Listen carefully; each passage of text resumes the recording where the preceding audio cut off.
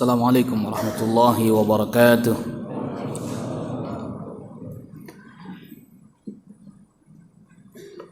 Innal hamdalillah nahmaduhu wa nasta'inuhu wa nastaghfiruh wa na'udzu billahi min shururi anfusina wa min sayyiati a'malina. May yahdihillahu fala mudilla lahu wa may yudlil fala hadiya lahu. أشهد أن لا إله إلا الله وحده لا شريك له وأشهد أن محمدا عبده ورسوله يا أيها الذين آمنوا اتقوا الله حق تقاته ولا تموتن إلا وأنتم مسلمون. يا أيها الناس اتقوا ربكم الذي خلقكم من نفس واحدة وخلق منها زوجها وبث منهما رجالا كثيرا ونساء واتقوا الله الذي تساءلون به والأرحام إن الله كان عليكم رقيبا. يا أيها الذين آمنوا اتقوا الله وقولوا قولا سديدا يصلح لكم أعمالكم ويغفر لكم ذنوبكم ومن يطع الله ورسوله فقد فاز فوزا عظيما. أما بعد فإن أصدق الحديث كتاب الله وخير الهدي هدي محمد صلى الله عليه وسلم وشر الأمور محدثاتها وكل محدثة بدعة وكل بدعة ضلالة وكل ضلالة في النار. معاشر الحاضرين أيها الإخوة أعزكم الله. Pada kesempatan di malam hari ini kita memuji Allah Subhanahu wa taala. Kita masih diberikan oleh Allah Subhanahu wa taala berbagai macam kenikmatan, nikmat iman, nikmat Islam, dan juga nikmat kemampuan bisa menunaikan ibadah dan ketaatan kepada Allah Subhanahu wa taala. Salawat serta salam semoga terlimpahkan dan tercurahkan kepada Nabi kita Nabi Muhammad sallallahu alaihi wasallam, kepada keluarga, kepada kerabat, dan juga semoga tercurahkan kepada seluruh sahabat radhiyallahu anhum ajma'in. Ma'asyara al-hadirin jamaah a'azzakumullah.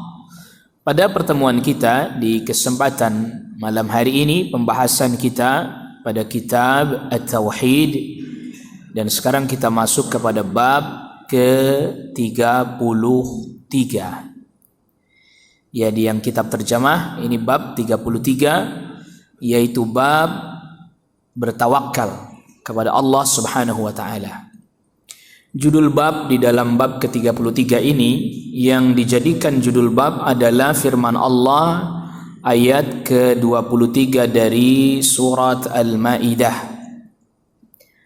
yaitu firman Allah ini potongan akhir dari ayat saja. Wa 'alallahi fatawakkalu in kuntum mu'minin. Dan hanya kepada Allah bertawakkallah kalian kalau kalian betul-betul beriman. Jadi ayat ini membicarakan tentang kaumnya Nabiullah Musa alaihi salam. Kaumnya Nabi Musa alaihi salam, di mana kaumnya Nabi Musa alaihi salam diperintahkan oleh Nabi Musa alaihi salam agar bersiap-siap atau berperang melawan satu kaum yang sudah mendiami wilayah Baitul Maqdis atau Palestina sekarang. Ya. Tapi mereka nampaknya kelihatannya enggan untuk melakukan hal tersebut. Mereka seperti kayak tidak mau untuk melakukan hal tersebut. Maka akhirnya kemudian ada 2 orang dari kalangan Bani Israel yang dia takut kepada Allah, dia beriman kepada Allah Rabbul Alamin. Akhirnya 2 orang ini berkata, ya sudah, ikuti aja Musa. Apa yang diperintahkannya, kerjakan saja. Niscaya nanti akan diberikan kebaikan. Maka hanya kepada Allah lah. Ini baru kemudian muncul ayat ini, bagian akhirnya. Wa 'alallahi fatawakkalu, maka hanya kepada Allah lah hendaknya kalian semuanya bertawakal, menyerahkan urusan. In kuntum mu'minin, kalau kalian betul-betul beriman kepada Allah Subhanahu wa taala. Makanya ini kan kalau kita lihat ayat-ayat yang sebelumnya, jadi kita akan sedikit tahu kisahnya. Kalau lihat ayat-ayat yang sebelumnya, kita akan mengetahui kisahnya. Ya qaumi dukhulul ardal muqaddasata allati kataballahu lakum wala tartaddu ala adbarikum fatanqalibu khasirin. Wahai kaumku, kata Nabi Musa, masuklah kalian ke negeri yang disucikan, Baitul Maqdis, yang telah Allah janjikan bagi kalian kalau kalian mau berperang memerangi kaum yang tinggal di situ, dan jangan kalian berpaling. Nanti kalian akan kembali menjadi orang yang rugi. Apa kata mereka? Qalu ya Musa, itu ayat 21-nya. Qalu ya Musa inna fiha qauman jabbarin wa inna lan nadkhulaha hatta yakhruju minha fa in yakhruju minha fa inna dakhilun. Wahai Musa, kata mereka, sesungguhnya di dalam negeri tersebut ada kaum yang jabbarin, yang kuat, yang perkasa. Kami enggak mau masuk sampai mereka keluar darinya. Kalau mereka keluar, baru kami mau masuk. Jadi kelihatan mereka enggan, enggak mau. Akhirnya ada 2 orang. 2 orang di sini para ulama, sebisal Al-Imamul Hafidz Ibnu Katsir katakan, yang pertama yaitu Yusha bin Nun.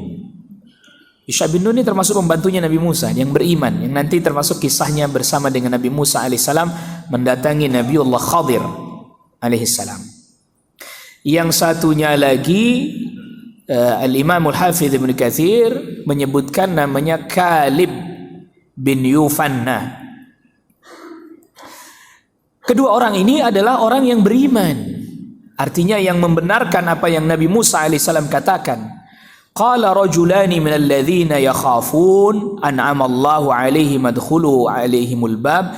Jadi 2 orang yang termasuk takut kepada Allah, yang Allah berikan nikmat kepada mereka berupa keimanan, ketaatan, ketundukan.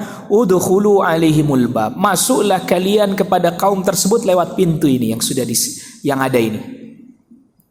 Fa idza dakhaltum fa innakum ghalibun, kalau kalian masuk lewat pintu ini seperti yang diarahkan oleh Nabi Musa tadi, fa innakum ghalibun, kalian akan menang. Wa 'alallahi fatawakkalu in kuntum mu'minin, dan hanya kepada Allah bertawakallah kalian kalau kalian betul-betul beriman. Tapi apa kata mereka? Ya, lagi-lagi ini ternyata Bani Israel itu kaum yang sangat penakut. Ayat 24-nya dari suratul Maidah, qalu ya Musa inna lan nadkhulaha abada, kami enggak akan masuk selama-lamanya. Madamu fiha, selama mereka ada di dalam negeri tersebut kami enggak akan mau masuk. Fadhhab anta wa rabbuka faqatila inna hahuna qa'idun. Udah, Anda kan nabi, Anda pergi aja sendiri, perang lawan mereka, dan Allah pasti kasih tolong sama engkau. Kamu kan nabi, kita duduk-duduk aja di sini. Allah musta'an. Nabinya suruh perang sendirian. Bandingkan dengan para sahabat radhiyallahu anhum ajmain. Ketika hendak perang Badar, jumlah kaum muslimin cuma sekitar 300 orang, orang-orang kufar 1000-an. Tadinya 1000 kurang sekitar 1200. 300 pulang, sisa 900, masih 3 kali lipat. Ketika perang Badar itu 1200 orang musyrik, cuman 300 pulang. Karena begini, tatkala kan awal mulanya perang Badar itu Nabi SAW hendak menghadang rombongan dagang orang Quraisy, mau diambil hartanya supaya nanti orang-orang para sahabat yang mau hijrah yang ditahan di Makkah supaya dilepaskan barter dengan harta itu. Ternyata rombongannya Abu Sufyan yang mau dicegat ini justru malah berhasil lolos, nggak jadi dihadang oleh Nabi Sallallahu Alaihi Wasallam. Pasukan udah berangkat dari Mekah, mendengar bahwa rombongannya Abu Sufyan udah lolos, sudah selamat, nah ngapain lagi kita perang? Ulang aja. Abu Jahal nggak mau, udah tanggung, mungkin bahasa kitanya udah tanggung nih. Kita udah ngumpulin orang banyak, ngapain nggak perang, sekalian aja kita perang, walaupun itu udah lolos sudah kita hadapi aja. Akhirnya ada 300 orang pulang. Ini nggak setuju dengan Abu Jahal. Tersisa 900 orang. Nabi SAW tanya, karena jumlahnya sedikit, 300 lawan berapa? 900. Nggak mungkin ketemu ini. Artinya dari sisi hitung-hitungan. Nabi SAW tanya, sahabat Ansar, gimana menurut kalian? Apa kata mereka? Ya Rasul, kami tinggal tunggu perintah Anda aja. Anda perintahkan kami untuk perang, Anda perintahkan kami untuk menyeberangi lautan, kami akan bersama dengan Anda, kami gak akan tinggalkan Anda. Masya Allah. Bandingkan dengan ini Bani Israel, Musa, engkau dan Robmu pergi aja. Artinya Anda kan Nabi, pasti ditolong oleh Robmu dong. Ya udah Anda aja berangkat sendiri, nanti juga menang sendiri, kami duduk-duduk aja di sini. Allah musta'an. Nasallallahu alaihi wasallam. Nah, jadi di dalam ayat ini terdapat banyak pelajaran, tapi intinya tawakal itu adalah merupakan saudara kembarnya usaha. Artinya nggak bisa dilepaskan. Nah, di ayat 23 ini kan tadi 2 orang dari kalangan Bani Israel yang Al-Imam Al-Hafidh Ibnu Katsir sebutkan namanya, Yusha bin Nun, Kalib bin Yufannai tadi, mengatakan, ayo kalian perang, masuk dari pintu ini. Jadi bahasa kitanya apa? Ayo kita usaha, ayo kita berbuat, niscaya nanti Allah akan berikan pertolongan dan kita akan menang. Dan bertawakallah kalian kepada Allah kalau kalian betul-betul beriman kepadanya. Tuh, artinya bahwa tawakal tetap disertai dengan apa? Usaha. Para ulama jelaskan, ini sebelum kita baca beberapa ayat yang disebutkan oleh al-muallif rahimahullah ta'ala, Al-Imam Ibnu Qayyim jelaskan bahwa tawakal itu adalah ilmunya hati dan amalnya hati. Saya ulangi, ini agar kita semakin paham. Jadi tawakal itu, kita nyebutnya tawakal ya, padahal yang benar itu kalau ngikutin masdarnya ya tawakkul. Tawakkala ya tawakkalu, tawakkulan, dibaca dhammah kafnya. Tapi enggak apa-apa lah orang Indonesia, dimaafin. Kan udah jadi bahasa Indonesia, udah diserap ke dalam bahasa Indonesia. Jadi kalau masdarnya tawakkul, tawakkala itu fiilnya. Tapi ya enggak apa-apa. Di tawakal itu kan asal katanya dari kata-kata wakkala yuwakkilu. Artinya apa? Mewakilkan. Artinya apa? Mewakilkan. Yang namanya wakil itu diserahin urusan enggak? Ya. Nah, mewakilkan, kita mewakilkan urusan kepada Allah, artinya menyerahkan urusan kita kepada Allah Subhanahu wa taala. Maka tawakkul itu atau tawakal itu mengandung 2 unsur penting. Yang pertama tadi ilmunya hati. Yang kedua adalah apa? Amalnya hati. Apa maksudnya? Yang dimaksud dengan ilmunya hati adalah kita tahu dengan sebenar-benarnya bahwa hanya Allah yang bisa menyelesaikan segala urusan, permasalahan dan hajat kita. Jelas? Lalu kemudian ya, ini tadi jadi ilmunya hati itu kita yakin betul bahwa Allah yang menyelesaikan segala urusan kita, memenuhi segala hajat kita, memenuhi segala kebutuhan kita, memperbaiki keadaan kita, dan tak ada yang bisa melakukan hal itu melainkan hanya siapa? Hanya Allah. Ini namanya ilmunya hati, ilmul qalb. Lalu yang dimaksud dengan amalnya hati bukan berarti amalnya zahir, enggak, nanti. Ini amalnya hati dulu.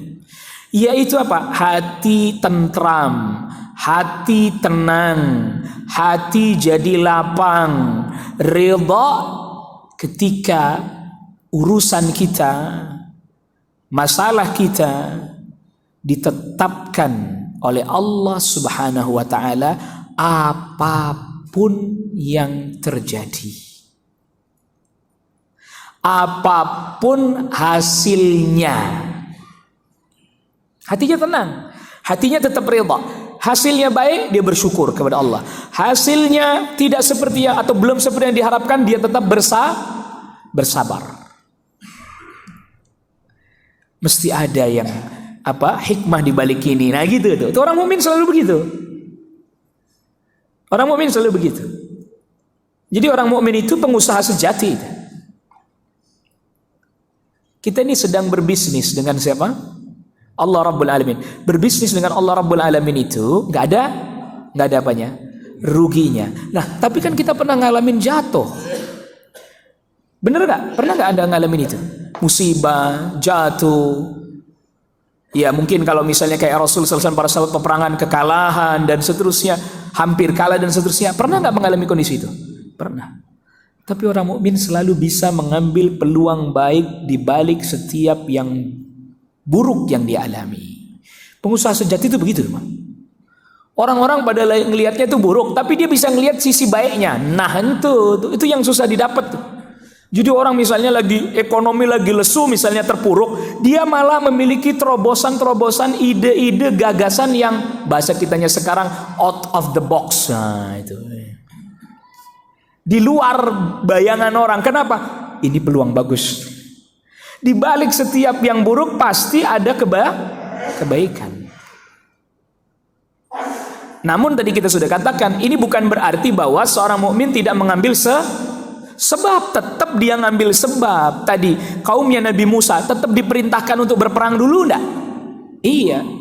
Malah justru mereka yang keliru memaknai tawakal. Ya udah, Musa, Anda kan Nabi, berangkat aja Anda perang, kan nanti ditolong sama Allah. Kita duduk-duduk aja di sini. Ini mana yang salah ini?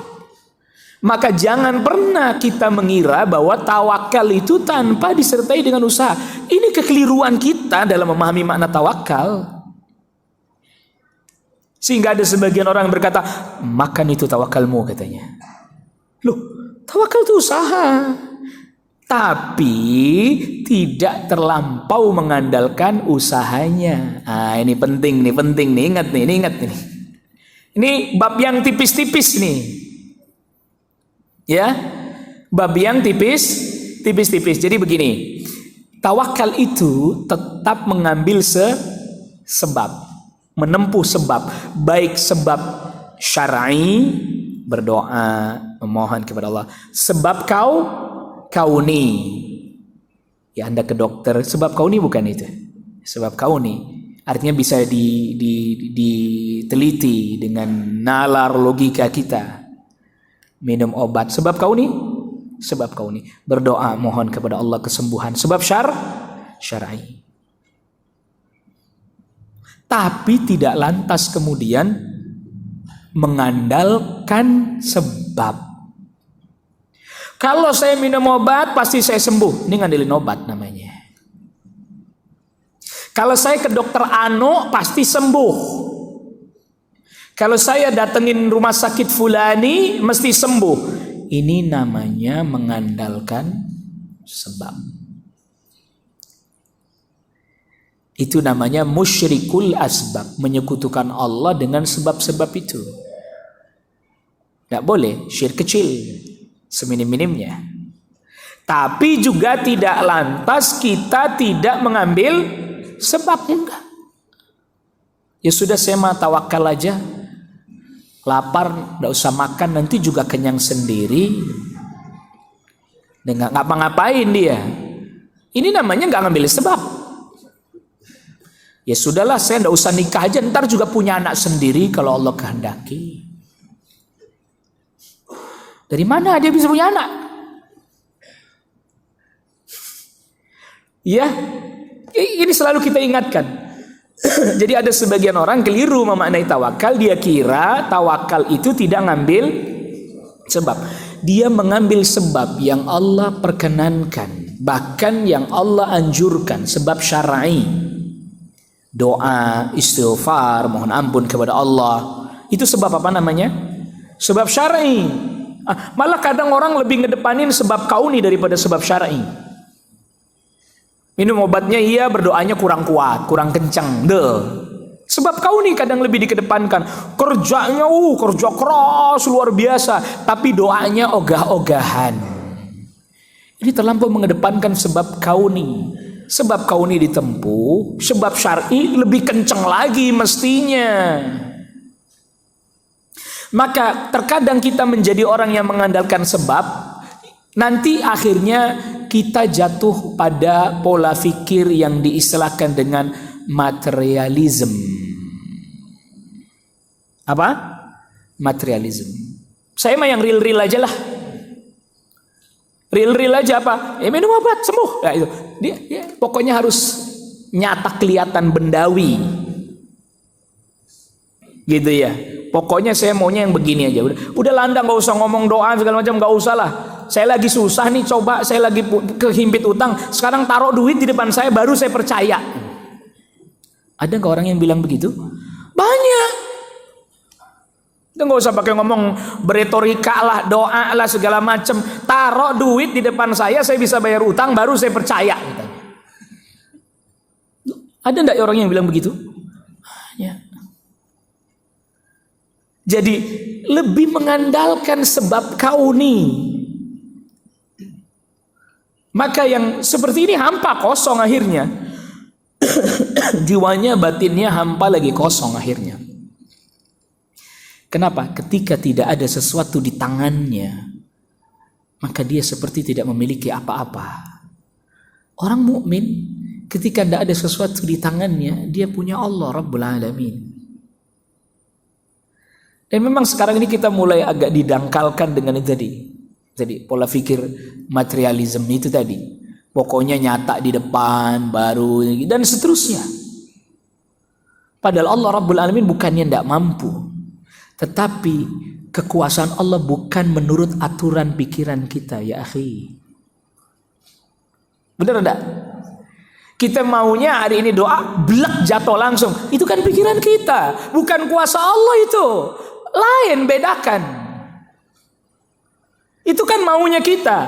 Kuasa Allah bukan diatur sama pikiran dan mau kita. Sekali berdoa pengennya langsung blek jatuh dari langit duit. Sekali berdoa pada saat itu juga pengen langsung sembuh. Itu kan pikiran kita. Kuasa Allah apa diatur sama pikiran kita? Kuasa Allah apa diatur sama maunya kita? Enggak. Pada saat yang Allah kehendaki, pada keadaan yang Allah juga tetapkan, bukan maunya kita. Maka usaha yang kita tempuh itu sudah dihitung sebagai bagian daripada ketaatan. Karena itu diperkenankan oleh Allah dan diperintahkan oleh Rasulullah SAW. Ihrus ala ma yanfa'uk. Kejar segala sesuatu yang bermanfaat bagimu. Wasta'in billah. Tapi jangan lupa mohon pertolongan kepada Allah. Wala ta'jiz. Jangan engkau merasa lemah. Maka di sini Nabi sallallahu alaihi wasallam mengingatkan kita tidak boleh mengabaikan sebab dengan tidak mengambil sebab. Yang kedua, kita tidak boleh juga mengabaikan meminta pertolongan kepada Allah Subhanahu wa taala. Bahkan nih, kalau ada orang tanya, mana lebih dulu Ustaz? Usaha apa doa? Doa dulu, terus usaha sama doa, habis usaha doa lagi. Anda boleh catat rumusnya 3 tambah 1. Doanya 3, usahanya 1. Nah itu pas tuh, komposisinya pas, takarannya pas. Jangan dibalik. Usahanya 3, doanya payah, capek. Payah, capek karena dia bikin rumusnya itu. 3 usahanya, peras keringat, banting tulang dan seterusnya. Doanya apa? 1. Ntar ujungnya apa? Ya Allah, udah usaha masa nggak dikabulin sih tuh. Tapi rumusnya tadi, doanya 3. Mau mulai usaha dia doa, di tengah usaha dia apa? Berdoa, di akhir usahanya dia juga apa? Usahanya 1, doanya 3. Maka Allah akan berikan ketenangan, ketentraman, tidak terlampau payah, tidak terlampau capek. Kalau toh Allah belum berikan, dia masih bisa bersabar. Kalau Allah berikan, dia pun tidak lantas merasa bahwa itu sepenuhnya adalah usaha yang dia lakukan. Dia jadi congkak lagi, sombong. Dan ini termasuk bagian daripada asas tauhid. Maka kalau ini disebut asas tauhid, jadi begini ya. Karena kita tahu tadi, makanya tawakal itu pertama ilmunya hati, yang kedua amalnya hati, badan ngikut ya. Badan apa? Badan ikut. Tadi usaha-usaha zahir itu badan ngikut. Orang dia tahu bahwa gak ada yang bisa memperbaiki segala urusannya melainkan hanya Allah. Ketika ada misalnya contoh sesuatu yang buruk terjadi pada dirinya, yang dia ingat dulu siapa? Yang muncul di benaknya pertama kali siapa? Allah Rabbul Alamin. Itu tanda dia sangat bergantung kepada Allah. Ini termasuk salah satu intinya atau bentuk, salah satu pokok daripada tauhid itu adalah apapun yang terjadi pada dirinya, yang dia ingat, yang terbersit di benaknya, pikirannya pertama kali siapa? Allah Rabbul Alamin. Itu. Ingat, bukan berarti dia nggak ngambil usaha, tapi dia, oh ini datang dari Allah. Ada hikmah apa di balik ini? Tetap dia ambil sebab. Tapi yang pertama kali muncul di benaknya Allah Rabbul Alamin.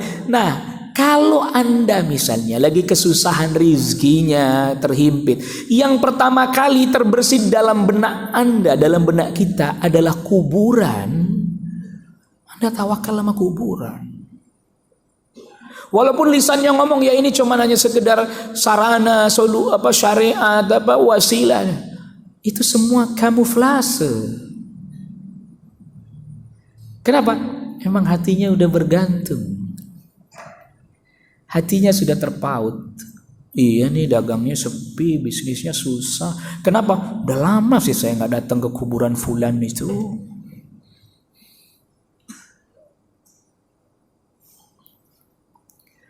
Mana Allah Rabbul Alamin mana? Ya akhi, anehnya itu orang salat Allahu Akbar, Allah Maha Besar. Ketika terhimpit, saya udah lama sih nggak datengin, makanya saya dagangnya sulit begini. Ya Allah, mana Allahu Akbar yang dia baca ketika salat?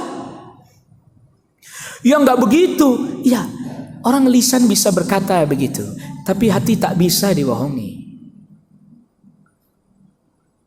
Ingat, makanya ini tawakal itu 2. Ilmul qalb, ilmunya hati, wa amalul qalb, amalnya hati. Lebih tentram dengan mengambil sebab yang Allah perintahkan. Lebih tentram mengambil sebab yang Allah bolehkan. Enggak apa-apalah. Walaupun kelihatannya menurut hitung-hitungan saya sebagai manusia, usaha saya yang kayak begini ini cuman misalnya contoh lah ya, nggak apa-apalah saya jualan makanan kecil, cilok atau apa, yang penting ini diridhoi oleh Allah sesuai syariat, tidak haram. Ya, dia lebih tentram dengan itu. Ya dibandingkan daripada dulu saya jadi manajer di bank konvensional, bank riba, ya kan? Itu bikin saya nggak tentram karena itu haram. Dia lebih tentram dengan yang itu, walaupun hitung-hitungannya sedikit. Menurut ilmunya dia sedikit. Itu tanda keimanan semakin kuat. Enggak lantas iya sih halal yang itu sih, cuman gimana ya? Yang ngono gajinya gedean soalnya Ustaz katanya. Iya, bisa nggak? Bisa nggak ya Ustaz? Jadi misalnya saya keluar dari bank riba nih, gaji saya di sana dulu sekitar 20 juta, pindah ke tempat yang halal langsung 20 juta. Hey, wow, amazing kalau kata anak sekarang. Anda kira ini simsalabim, abrakadabra? Diuji dulu dong. Enak bener itu. Itu kalau kata anak muda sekarang pengennya Apple to Apple. Ini bukan Apple to Apple, ini Samsung to Samsung ini. Disangkain ini promo nanti minta di endorse. Enggak begitu ya akhi. Ya, Anda tahu. Ini bahasa saya. Silahkan Anda bahasakan sendiri. Emang yang namanya hamba itu untuk meluluh lantakkan kesombongannya harus dibikin jatuh dulu kali ya. Kita tuh ya, kita sebagai hamba kadang tuh sombongnya datang, congkaknya datang nggak sadar, maka oleh Allah dijatuhkan dulu kita, diluluh lantakkan dulu, baru dia sadar, baru dia kembali meratap kepada Allah. Dan Allah senang, bukan berarti Allah benci loh. Ketika hamba meratap, ketika hamba meminta kepada Allah, ketika hamba merintih kepada Allah, Allah bukannya benci sama hamba itu. Jadi kita kadang tuh diluluh lantakkan kesombongan kita dulu gitu, tersungkur jatuh dulu, baru kita ngeh. Iya ya Allah, ini haram, ini kagak boleh ya Allah, aku mohon ampun kepadamu, baru sadar. Jadi jangan lantas kemudian mau di sini enak, pindah halal langsung enak. Loh. Ya, yang kemarin-kemarin itu Anda harus dijatuhin dulu memang. Jadi manajer jadi tukang cilok, jatuh dulu. Sehingga Pak, muncul dalam hati kebesaran Allah, keagungan Allah, kemuliaan Allah. Iya ya Allah, ternyata rizki yang halal itu walaupun sedikit tapi tenang hati. Nah itu tuh. Anda mesti belajar dulu ke situ. Maunya langsung. Berapa banyak orang yang kemudian tadi taubat. Saya pakai istilahnya yang anti mainstream. Kalau hijrah kan mainstream banget, orang seneng dengernya. Tapi kalau tobat nggak seneng dengernya dia. Kajo tobat, emang kita pendosa tuh kan? Masih nggak mau ngaku, masih aja nggak mau ngaku. Dibilang tobat marah Pak. Dibilang hijrah seneng karena apa? Keren. Istilahnya keren. Saya baru hijrah Pak Ustadz tuh keren. Tapi kalau saya baru aja taubat tuh rasanya pendosa banget gitu loh. Lo padahal emang pendosa, kenapa kita semua pendosa? Ya Yohanes tubuh ilallah, wahai manusia bertobatlah kalian kepada Allah. Rasul aja bertobat kepada Allah. Apa beliau banyak dosa? Enggak, karena taubat itu ibadah. Itu yang mesti kita ingat. Taubat itu apa? Ibadah. Fa inni atubu ilallahi fil yaum aktsar min 100 marrah. Saya lebih dari 100 kali. Dalam riwayat lebih dari 70 kali, 100 kali. Nabi SAW, apa Nabi SAW pendosa? Banyak taubat kepada Allah Rabbul Alamin. Itu yang perlu kita ingat. Taubat itu ibadah. Jadi dosa malu. Ustaz, saya baru saja bertaubat Ustaz. Gitu nggak apa-apa. Lalu Ustaz emang juga nggak bertobat, taubat juga sama. Bahkan lebih butuh lagi. Itu makanya pakai istilahnya yang anti mainstream. Anti apa? Anti mainstream. Taubat. Bukan hijrah. Kalau hijrah kan orang tanya, your hijrah, your adventure. Jadi judul pengajian kan itu. Ya hijrah, adventure, gimana ceritanya? Ya, itu selingan aja lah. Artinya kita gunakan istilah taubat seringkali nggak berani karena seakan-akan pendosa banget. Loh, emang kita banyak dosa. Iya. Ada orang tadi dia bertaubat, ya dia harus merendah dulu. Sama sebagaimana tadi orang hijrah maunya langsung sini sukses, pindah ke sini langsung jadi sukses juga. Akhirnya dia naudzubillah terkadang terjerat pada sisi yang lain. Kenapa? Itu tadi. Makanya yang namanya taubat itu betul-betul harus disertai dengan tawakal yang kuat. Ilmunya hati, amalan hati. Dia tahu betul Allah akan cukupi apa yang menjadi keperluan dan kebutuhannya dari jalan yang halal, tidak dari jalan yang haram. Dari jalan yang halal, bukan dari jalan yang haram. Dia wajib yakin betul kalau dia taat kepada Allah, maka Allah akan mencukupi kebutuhannya. Wa may yattaqillaha yaj'al lahu makhraja wa yarzuqhu min haitsu la yahtasib wa may yatawakkal 'ala Allahi fa huwa hasbuh. Tuh ujung ayatnya tuh. Siapa yang bertawakal kepada Allah, Allah cukupin dia. Takwa kepada Allah. Cuman kan menanamkan yang kayak gini nih nggak mudah, karena kita nih kadang iya sih tawakal sih, lisan sih itu, tapi hati itu kayaknya ada yang nggak tentram. Ada yang apa? Ada yang hati itu ada yang nggak tenang, ada yang nggak tentram. Iya sih, hati itu haram, tapi gimana kita ninggalin? Ntar anak saya makan apa? Istri saya gimana? Nah, ada yang bikin hatinya nggak tenang. Ada yang bikin hatinya nggak tenang, nggak tentram. Berarti kan belum, ilmu hatinya belum, amal hatinya belum. Jadi nggak tenang, nggak tentram hatinya. Iya sih, iya sih. Tapi gimana ya Ustaz ya? Nah, itu. Iya. Padahal di antara doanya Nabi sallallahu alaihi wasallam, Allahumma la sahla illa ma ja'altahu sahla. Ya Allah, enggak ada yang mudah kecuali apa yang kau jadikan mudah. Wa anta taj'alul hazana idza syi'ta sahla. Itu bisa dibaca hazan, bisa dibaca huzn, dua masdarnya. Engkau jadikan sesuatu yang sedih, yang sulit, kalau engkau mau jadi apa? Jadi mudah. Jadi Allah Rabbul Alamin yang tentukan sebabnya, mana yang boleh, mana yang tidak boleh. Allah Rabbul Alamin juga yang menetapkan hasilnya. Maka orang mukmin itu tentram, dia tentram dengan Rabbnya, dengan ketetapan Allah, dengan apa yang Allah putuskan atas dirinya setelah dia upayakan yang sesuai dengan yang diperkenankan oleh Allah. Dia tentram dengan apa yang Allah tetapkan untuk dia, karena kita udah serahkan urusan kita. Kok begini sih hasilnya? Saya udah coba tobat, saya udah coba tinggalin maksiat, saya coba tinggalin taat, kok begini hasilnya? Belum tentram. Maka yang susah itu ilmunya hati, amalnya hati, itu yang susah tuh. Ngomong sih kadang pandai kita, nampak pandai bicara itu, tapi hati itu kayaknya tetap aja kayaknya nggak ridho gitu ya, nggak terima gitu.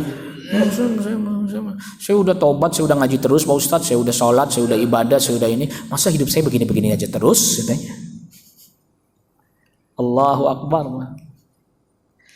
Maka Allah Subhanahu wa taala firmankan, innamal mu'minuna alladzina idza dzukirallahu wajilat qulubuhum wa idza tuliyat alaihim ayatu zadatum imana wa ala rabbihim yatawakkalun. Ini dibawakan oleh Al-Anfal ayat yang kedua. Orang-orang mukmin itu apabila disebut nama Allah, hatinya bergetar karena takut dan memuliakan Allah. Dan apabila dibacakan ayat-ayat Allah, bertambah apa? Keimanannya. Dan hanya kepada Rabb mereka bertawakal, nyerahin urusannya. Jadi usahanya ini yang dia lakukan adalah perintah Allah untuk mengambil sebab. Nah, pertanyaannya, sebab itu bisa ngefek nggak? Ini agak naik dikit levelnya.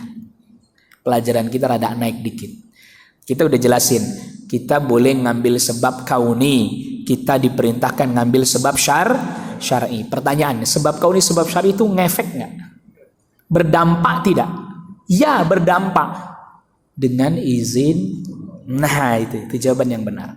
Sebab begini, ada sebagian yang punya keyakinan sebab itu tidak berdampak. Jadi percuma aja, Anda ngambil sebab juga percuma aja, nggak dampak. Wallahu a'lam, ini tidak tepat. Tetap ada dampaknya, namun dampaknya itu tetap atas izin Allah Subhanahu wa taala. Jadi kita diperintahkan ngambil sebab. Bahkan Nabi sallallahu alaihi wasallam aja diingatkan bahwa cukup bagi Nabi Allah dan orang-orang mukmin yang bersama dengan Nabi itu cukup. Artinya cukup di sini ya, Nabi sallallahu alaihi wasallam tidak perlu kemudian terlampau mengandalkan yang lain. Nabi sallallahu alaihi wasallam diperintahkan oleh Allah Subhanahu wa taala untuk menyerahkan urusannya kepada Allah Rabbul Alamin. Dan orang-orang beriman juga sama, diperintahkan untuk menyerahkan urusannya kepada Allah Rabbul Alamin juga. Jadi ketika Nabi SAW bersama dengan orang-orang mukmin. Ya, itu Nabi diperintahkan oleh Allah untuk tentram, yakin bahwa Allah akan berikan pertolongan, dan Nabi SAW juga diperintahkan untuk tentram bersama dengan orang-orang mukmin yang bersama dengan Nabi SAW. Yang artinya bahwa ya sedikitnya jumlah jangan bikin kita jadi gelisah. Gimana ini jumlah kita cuma sedikit? Nah gitu, maksudnya begitu. Sebagaimana juga banyaknya jumlah tidak lantas membuat kita jadi congkak lagi, sombong. Sehingga Allah Rabbul Alamin berikan ujian pada kaum muslimin ketika ada orang yang berkata dalam perang Hunain. Dalam perang Hunain ada di antara orang-orang yang baru masuk Islam, karena memang perang Hunain ini kan diikuti juga oleh sebagian orang yang baru masuk Islam. Apa kata mereka? Ma ghullibna min kathrah. Kita nggak bakalan kalah karena jumlah kita apa? Banyak. Nah, ini juga kita tidak boleh seperti ini mengandalkan kemampuan kita, jumlah kita. Tidak diperkenankan kita. Maka Allah Subhanahu wa taala perintahkan atau Allah firmankan kepada Nabi sallallahu alaihi wasallam, ya ayuhan nabi hasbukallah. Wahai nabi, Allah yang akan mencukupimu.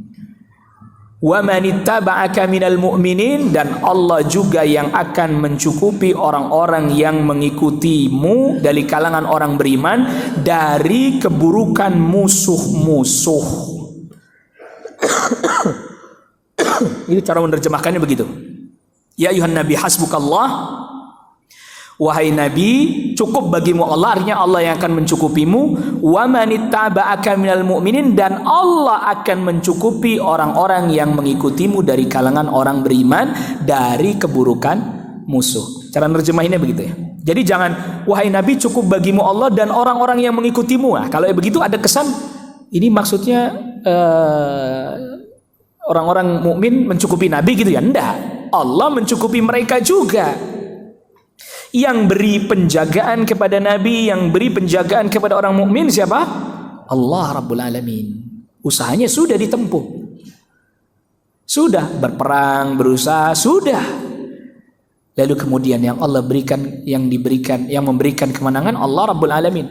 Artinya Allah mencukupi Nabi sallallahu alaihi wasallam, Allah pun mencukupi orang-orang mukmin setelah usaha yang ditempuh. Dan itu selalu kita ingatkan. Karena usahanya berdampak nggak sih? Berdampak atas izin Allah. Jadi bukan berarti berdampak dengan sendirinya. Ini perlu kita catat. Karena nanti kalau dalam pembahasan Qaidut Tauhid ada itu. Dalam bab rububiyah, kaidah tauhid rububiyah, bahwa sesuatu usaha yang kita tempuh dia tidak berdampak dengan sendirinya, tapi berdampak atas izin Allah. Dan tadi kita sudah katakan, siapa orang yang bertawakal kepada Allah, Allah akan berikan kecukupan padanya. Oleh karena itulah dua kekasih Allah, ya, yaitu Nabiullah Ibrahim alaihissalam dan Nabi Muhammad sallallahu alaihi wasallam, ketika menghadapi keadaan yang paling genting, yang mereka baca adalah hasbunallah wa ni'mal wakil. Cukup bagi kami Allah, dan Allah sebaik-baiknya yang diserahkan segala urusan. Kata sahabat Abdullah ibn Abbas, Nabi Ibrahim baca ini ketika dilempar ke api. Ditangkap Nabi Ibrahim alaihissalam, lalu diikat di kayak semacam manjanik itu ketapel besar lah. Kalau zaman dulu ada rodanya pak, didorong gitu pak.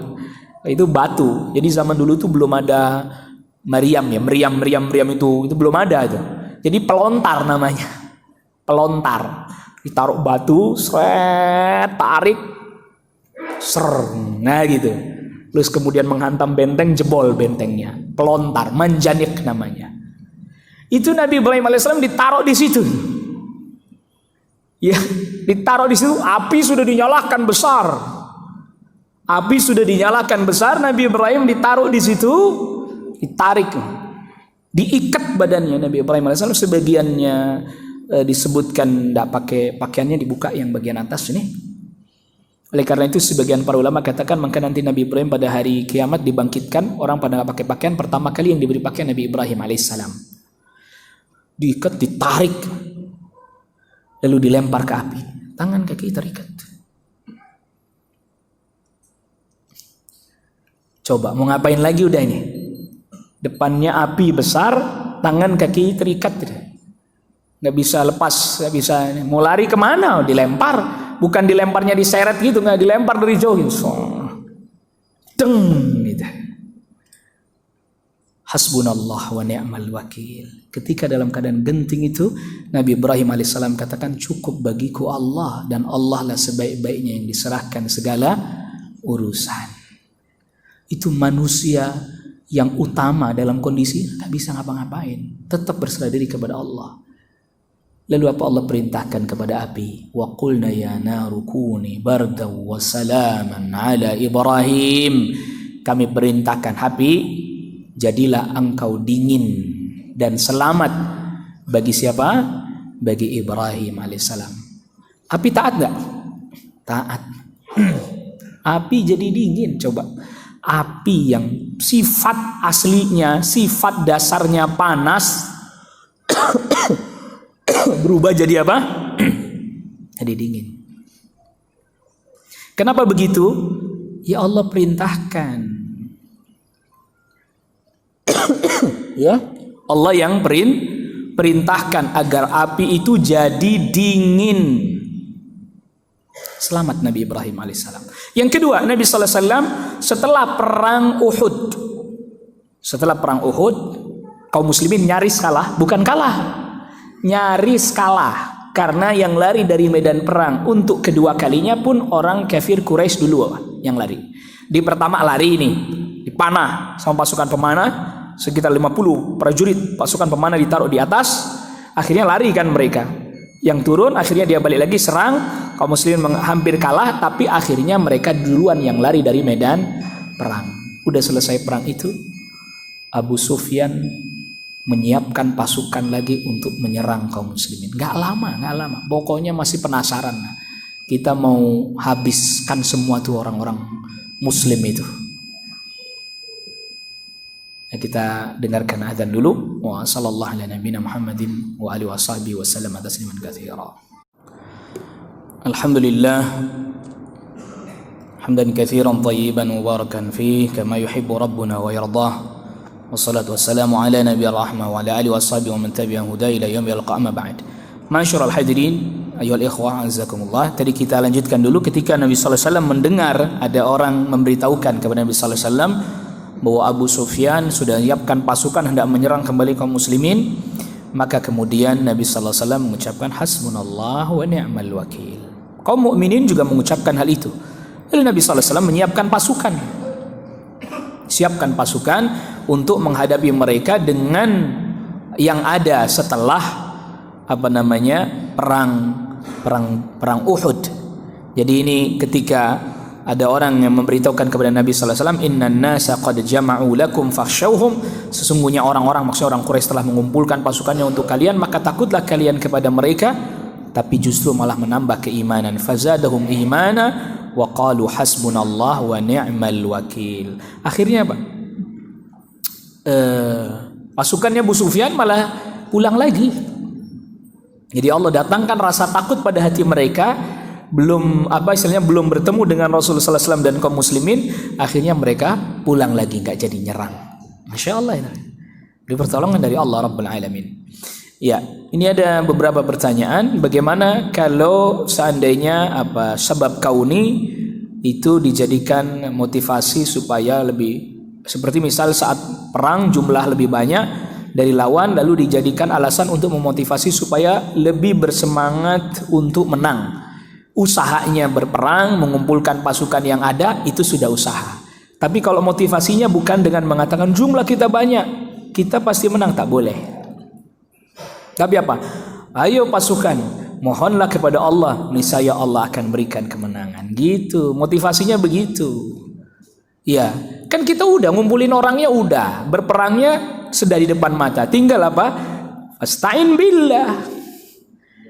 Iya, ayo mohon kepada Allah, semoga Allah berikan pertolongan kepada kita sehingga kita tetap diberikan kemenangan. Begitu, kan udah tuh. Sisi zahirnya udah ngumpulin orangnya. Tapi mohon pertolongan kepada Allah, tetap jangan lupa, jangan sampai kemudian kita lalai. Termasuk juga ini bagaimana dengan kalau ada ikhwan akhlaknya kurang bagus dari segi lisan maupun tulisan, mohon penjelasan. Termasuk juga ini tawakal bukan cuman urusan dunia, urusan agama, urusan akhlak kita. Kita usaha belajar, menuntut ilmu, berusaha mengamalkannya. Tapi hakikat yang bisa memperbaiki keadaan diri kita siapa? Allah Rabbul Alamin. Allahumma hdini li ahsanil akhlaq. Ini salah satu doanya Rasulullah SAW. Ini salah satu doa istiftah bahkan. Doa iftitah, kita nyebutnya doa iftitah. Yang awalnya wajjahtu wajhiyah. Di dalamnya ada doa Allahumma hdini li ahsanil akhlaq. Fa innahu la yahdi li ahsaniha illa anta wasrif anni sayyi'aha fa innahu la yasrifu anni sayyi'aha illa anta. Ya Allah, berikan hidayah kepadaku menuju kepada akhlak yang baik. Karena sesungguhnya tidak ada yang bisa menunjukkan kepada akhlak yang baik melainkan hanya Engkau. Dan jauhkan dariku akhlak yang buruk, karena tidak ada yang bisa menjauhkannya dariku melainkan hanya Engkau, hanya Allah Rabbul Alamin. Jadi belajar, kita nuntut ilmu sungguh-sungguh, berusaha mengamalkannya dengan sungguh-sungguh. Tapi tetap kita mohon kepada Allah juga agar dijaga agama kita, agar dijaga tauhid kita, agar dijaga iman kita, agar dijaga akhlak kita. Maka oleh karena itu ada ungkapan begini, al-hayyu la yu'man. Orang yang masih hidup tidak bisa dijamin keamanannya. Entar ujungnya kayak apa. Itu makanya saya teringat betul perkataannya Abdullah ibn Mas'ud radhiyallahu an, man kana mustannan falyastanna biman qad mat. Siapa orang yang mau menjadikan contoh sunnah, artinya berpeganglah, ikutilah dengan orang-orang yang sudah wafat. Nabi sallallahu alaihi wasallam. Jelas ditutup kehidupannya dengan kebaikan tentu. Para sahabat radhiyallahu anhum ajmain ditutup kehidupan mereka dengan kebaikan. Kalau yang masih hidup kan nggak tahu ujungnya, masih belum aman. Entar wafatnya su'ul khatimah atau husnul khatimah apa? Masih belum tahu. Jadi itu. Jadi tawakal bukan hanya sekedar dalam urusan dunia, tapi juga dalam urusan apa? Urusan agama kita, urusan akhlak kita, keimanan kita, semoga dijaga kita sampai akhir kehidupan kita.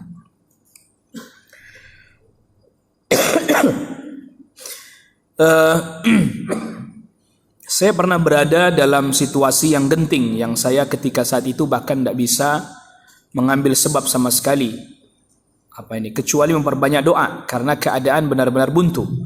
Dan pada hari saya harus menyelesaikan perkara tersebut, saya bermimpi berada di majelis, ini salah seorang ustaz, yang dalam majelis tersebut beliau memberikan penjelasan kalimat la haula wala quwata illa billah.